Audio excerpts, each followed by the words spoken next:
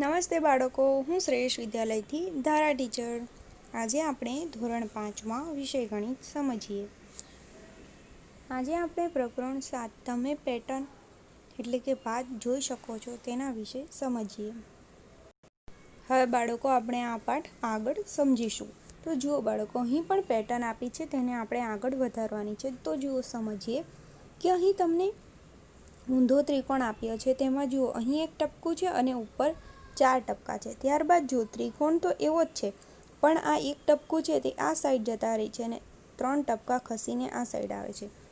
ત્યારબાદ એક ટપકું આ સાઈડ આવ્યું, તો તેના પછી શું થશે તે આપણે અહીં દોરીશું. તો તેના પછી કંઈક આ પ્રકારે પેટર્ન આવશે કે એ ટપકું પાછું અહીં નીચે આવશે ને ત્યારબાદ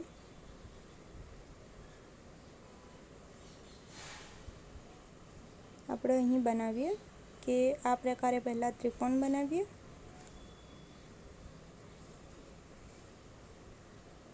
હવે ટપકા બનાવીએ તો આ ટપકું નીચે આવશે, ત્યારબાદ જે 4 ટપકા છે તે ઉપર આવશે. તમારે વ્યવસ્થિત દોરવાના છે. ત્યારબાદ આપણે આગળ ત્રિકોણ બનાવશું આગળની પેટર્ન માટે, ને પછી તેમાં ત્રિકોણ ગોળ ટપકા બનાવે. તો હવે આ ટપકું નીચે હતું એક, તે ક્યાં જશે? ઉપર જશે. ત્યારબાદ 4 ટપકા સાઈડ પર આ સાઈડ પર આવશે. 1 2 3 અને 4 તમારે વ્યવસ્થિત દોરવાના છે. ત્યારબાદ જુઓ બાળકો, અહીં તમને ગોળમાં પેટર્ન આપવામાં આવી છે. તો આ ગોળ છે તેની અંદર 1 આ સાઈડ છે, ત્યારબાદ 2 3 તો ક્યાં આવશે? 4 આ સાઈડ આવશે અને પછી નીચે 5. આ રીતે તમે આગળ વધાવી શકો છો. આ પેટર્ન જુઓ. તો બાળકો, આ પેટર્ન તમે ધ્યાનથી જુઓ તો અહીં એફ છે તો તેને ફેરવવામાં આવ્યો છે કે અહીં એફ આપ્યો છે, પછી તેને થોડો ફેરવ્યો છે, એટલે કે આ એફને આપણે થોડા ફેરવીએ તો આ રીતે, પછી આડો થઈ ગયો, પછી આ રીતે. હવે કઈ રીતે આવશે તે અહીં નીચે ઓપ્શન આપ્યો છે કે આ પેટર્ન માટેનો નિયમ એ છે કે પેટર્નને 45 અંશના ખૂણે ફરે છે. તેના પછી શું આવશે તેના પર ખરું કરો. તો બાળકો આ રીતે છે તો એકદમ ઊંધો થઈ જશે, એટલે અહીં જે આપ્યું છે તે ઓપ્શન આવશે. આ નિયમનો ઉપયોગ કરીને જ્યાં સુધી પ્રથમ ચિત્ર ફરીથી ન મળે ત્યાં સુધી આગળ વધતા જાઓ. એટલે તમારે શું કરવાનું છે કે એલને 45 અંશ જેટલો ફેરવવાનો છે. તો તમારે બાળકો ઉપર જે પ્રમાણે જણાવ્યું છે તે પ્રમાણે ફેરવતા જઈને એલ જ્યાં સુધી પાછો સીધો ના મળે ત્યાં સુધી આગળ ફેરવવાનું છે. હવે આપણે આગળ સમજીએ. નીચે લાલ લીટીની ડાબી બાજુએ કેટલીક પેટર્ન આપેલી છે. દરેક પેટર્ન માટેનો નિયમ લખો. આ નિયમનો ઉપયોગ કરો અને લાલ લીટીની જમણી બાજુ આપેલ પેટર્નમાંથી હવે શું આવશે તે નક્કી કરી તેના પર ખરાની નિશાની કરો. તો જુઓ બાળકો, અહીં જે પેટર્ન આપી છે તો તેનો તમારે નિયમ પણ લખવાનો છે કે કયા નિયમ પ્રમાણે બનેલી છે. તો હવે આ પેટર્ન જોઈએ. તો આ પેટર્નમાં આપણે આ જે પહેલી પેટર્ન છે પછી બીજી પેટર્ન થોડી ખસેલી છે, તમને તેને આઉન્સમાં ફેરવવામાં આવી હોય તેવું. એટલે આ પેટર્નને આપણે જોઈ શકીએ તો તેને 45 અંશે ફેરવવામાં આવી છે. તો હવે આડી થઈ ગઈ છે, ત્યારબાદ કઈ આવશે? તો ત્યારબાદ આ જે પેટર્ન છે બીજા નંબર પર તે પેટર્ન, આ પેટર્ન પછી આ પેટર્ન આવશે. એના પર ખરાની નિશાની કરી છે. ત્યારબાદ જુઓ, અહીં આપણે કોઈ પણ એક કલર લઈએ. તો અહીં ગુલાબી કલર છે તો ગુલાબી કલર અહીંયા છે, એટલે કે ખસે છે, એટલે 90 અંશના ખૂણે ફેરવે છે. એટલે પેટર્નને દરેક વખતે ઘડિયાળની દિશામાં 90 અંશ ફરે છે. એટલે આ 90 અંશ જેટલું ફરે છે. તો આ ગુલાબી કલર અહીંયા આવ્યો, પછી ક્યાં આવવો જોઈએ? અહીંયા આવવો જોઈએ. એટલે આમાં પણ આ જ સાચું છે. ત્યારબાદ જુઓ સીમાં પણ 90 અંશના ડિગ્રી પર ફરે છે આ પેટર્ન. હવે જુઓ, આ પ્રકારે આપણને આપવામાં આવ્યું છે. ત્યારબાદ આડું થઈ જાય છે, ત્યારબાદ સીધું થાય છે, તો પછી શું થશે? પાછું આડું થશે. એટલે આ એક નંબર આપ્યો છે તે સાચું છે. ત્યારબાદ ડી છે તો તે પણ 90 અંશના ખૂણે ફેરવવામાં આવ્યું છે. તો હવે આપણે જોઈએ તો અહીં જુઓ આ પેટર્નમાં આ ઉપરનો ભાગ મોટો છે, અહીં આડો ભાગ છે તે મોટો, પછી અહીં નીચેનો ભાગ મોટો છે. હવે આ સાઈડ આડો છે, તો હવે કયો પેટર્ન આવશે? તો હવે ઊભો ભાગ પાછો જેવો હતો તેવો આવશે. હવે આપણે આગળ સમજીશું કે પેટર્ન જુઓ બાળકો, અહીં જુદા જુદા પ્રકારની સરસ મજાની પેટર્નો આપી છે. નીચેનામાંથી જે પેટર્ન નિયમ અનુસાર ન હોય તેના પર નિશાની કરો તથા તેને સુધારો. તો જુઓ બાળકો, અહીં કેટલીક પેટર્ન આપી છે, તો ચાલો તે સમજીએ. અહીં આ ગોળ છે તો અહીં નીચે આવે છે, ત્યારબાદ પાછું ઉપર છે, અહીં નીચે છે. હવે ઉપર છે ને અહીં પણ ઉપર છે, એટલે કે આમાં ભૂલ છે. એટલે આમાં શું આવશે? આ ગોળ નીચેની તરફ આવશે. ત્યારબાદ આગળ સમજીએ બી. હવે આડી છત્રી આપી છે, પછી નીચેની તરફ છે, પછી પાછી આડી છે, પછી ઊભી છત્રી છે એટલે ઊભી થઈ જાય છે. ત્યારબાદ આડી છે. હવે આડી પછી પાછી સીધી થતી નથી. શું આવે? આડી પછી કેવી છત્રી આવવી જોઈએ? ઊંધી છત્રી આવવી જોઈએ. આ પ્રકારની ઊંધી આવવી જોઈએ, અહીં ભૂલ છે. ત્યારબાદ જોઈએ સી. તો જુઓ પક્ષી ઉડી રહ્યા હોય તેવું બતાવવામાં આવ્યું છે.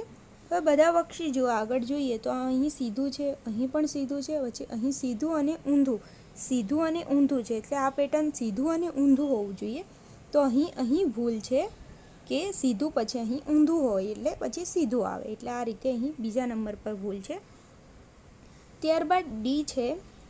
તો ડીમાં અલગ અલગ ડિઝાઇન આપવામાં આવી છે. તો આ ડિઝાઇન, પછી ત્રિકોણવાળી, પછી આ ડિઝાઇન, પછી આ ત્રિકોણ, પછી આ ડિઝાઇન છે. પણ જુઓ આ ડિઝાઇનમાં તમને અહીં ગોળ આપવામાં આવ્યું છે, તો શું આવે? અહીં ચોરસ આવે આની જેમ, એટલે આ ચિત્રમાં ભૂલ છે. હવે આપવામાં આવ્યું છે કે જાદુઈ ચોરસ. તમે જાદુઈ ચોરસ ત્રિકોણ બનાવતા હતા તે યાદ છે? ચાલો હવે આપણે જાદુઈ ચોરસ બનાવીએ. બાજુમાં આપેલા ચોરસને પૂર્ણ કરવા માટે 46 થી 54 સુધીના સંખ્યાનો ઉપયોગ કરી શકો. નિયમ: દરેક હારની સંખ્યાનો સરવાળો 150 થવો જોઈએ. હવે અહીં નિયમ છે કે દરેક હારની સરવાળો કેટલો થવો જોઈએ? 150. એટલે 1, 2, 3નો સરવાળો કેટલો? 150. એટલે 1, 2, 3નો સરવાળો પણ 150 હોવો જોઈએ. હવે આપણે એવી સંખ્યા લખવાની છે. તો જુઓ બાળકો, અહીં શું કરી શકીએ આપણે? આ બેનો સરવાળો કરીએ પહેલાં તો. 52 + 47. હવે 7 ને 2 9 ને 9 એટલે 99 થયા. આ બેનો સરવાળો 99. હવે 150માંથી 99 બાદ કરીએ, તે જે જવાબ આવશે તે આપણે અહીં લખી શકીએ. હવે બાળકો 150 ઓછા આપણે 99 કરીશું. તો હવે 10 છે એટલે અહીં 0 ઉપર અહીં 4, 4થી ભાગ ના ચાલે એટલે 14 અને અહીં 0. હવે 10માંથી 9 જાય તો કેટલા રહે? 1. 14માંથી 9 જાય તો એટલે 5 એટલે 51. એટલે અહીં આપણે લખી શકીએ 51. સમજાયું બાળકો? આપણે પહેલાં શું કર્યું કે આ બેનો સરવાળો કર્યો અને તેનો જે જવાબ આવ્યો તેને 150 વડે બાદબાકી કરી.